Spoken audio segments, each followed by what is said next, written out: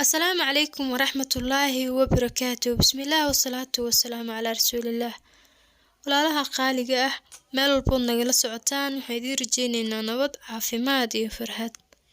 Muuqaalkan haddii uu la karaal noqdo waxaan uga hadli doonaa sheekha uu sawirkiisa idin muuqdo. Waxaa la yiraahdaa Sheekh Saalax bin Mohammed Al Taalib. Wuxuu dhashay 23 January 1974. waa iskoolar Sacuudi ah, waa daaci, waa imaamkii Kacbada, khaatib iyo xaakin maxkamadeed. Intaas oo jaga ah isagoo isku haysto bal adduunyo inaysan macno lahayn, maanta xabsi ayuu ku jiraa. Sheekhan ahaa imaamka masjidka barakeysan ee xaramka ayaa 2018kii xabsiga la dhigay. waliba waxaa laga xiray dhammaan ciwaanadii uu isticmaali jiray sida Twitterka iyo wixii la mid ah oo dhan. Hadda 10 sano oo xarig ah ayaa lagu xukumay.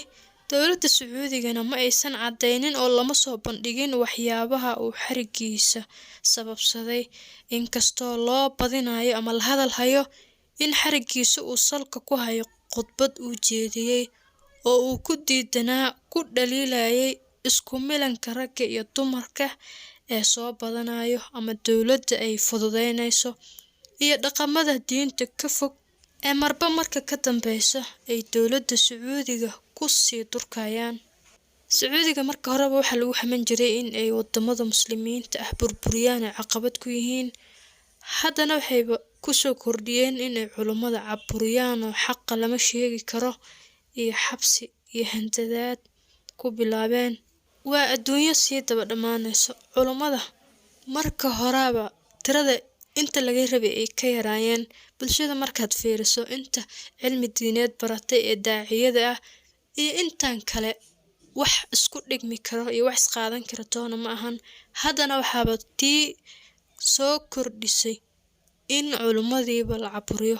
Hadday cabsadaan, hadday sheegi waayaan xaqa, dhibaato badan oo hadda wadamadeena haysato waxay ka jirtaa culimadii oo aan xaq sheegi karin oo laftooda u cabsanayo. Tanna waa mid kale oo caqabada. Ilaahay waxaan ka baryaynaa in uu ummadan xaqa tusiyo. cid kasta oo la dulminayana Ilaahay waxaan ku baryaynaa bi'izzati wa jalali inuu difaaco oo ka qabto inta dulminayso. Asalaamu calaykum waraxmatullaahi wabarakaatuh.